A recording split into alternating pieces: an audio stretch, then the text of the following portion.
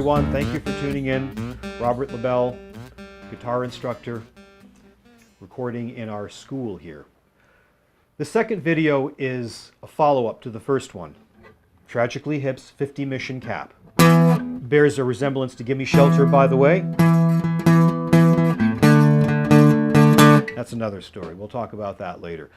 What makes this tune interesting is that the purpose of these videos, again, is to have fun. That's all it is. Not to get involved in technical details. I just want to have fun with the people who are watching these, and above all, to be able to play over the song in such a way that engages the player, meaning that you're not going to be playing the same thing all the time. Last video was this, which is very nice. The bass player, on the other hand, is pedaling on the bass. The guitar player does this, and the bass player does this.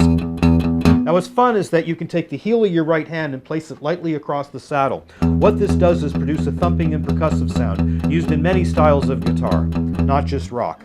So what you can do is as follows.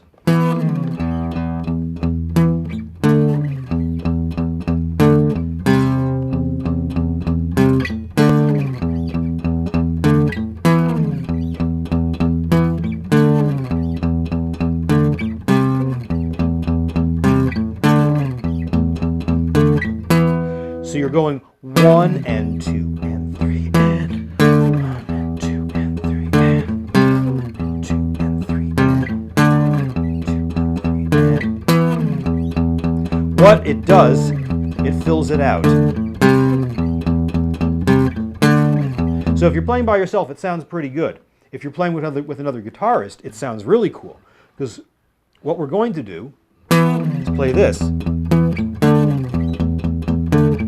And because there are two guitar players in the Tragically Hip, instead of doing what's called a 5 chord, which we talked about, what is a 5 chord?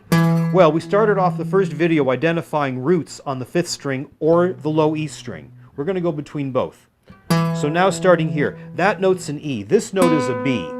If you count up 5 from E, F sharp, G sharp, A, B, you have 5 letter names. That's all it means. So when you have those guitar magazines or the tab books, it says E5, that's what it is. It's simply not a major chord, not a minor chord, not a 7, but a chunky, big, that's what it is. That's all it means. And now you can take that when you're working with another guitar player and you can go. Now you can take the E and you can harmonize with it by putting the G sharp above the root.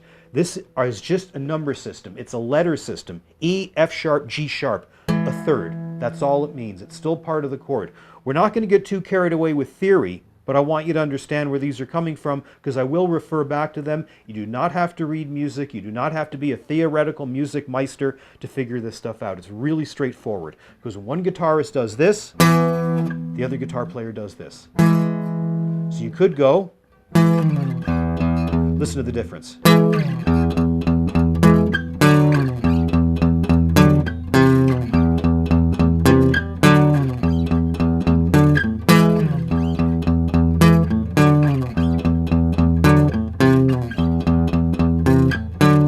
As opposed to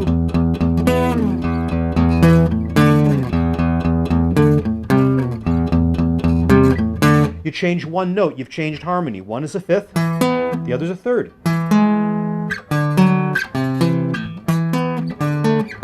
Most common harmony in the world, especially in Western music, rock music, pop, country, folk, blues, whatever. It makes a huge difference. Thank you for watching. This is the end of the second video, and we will follow up with the third.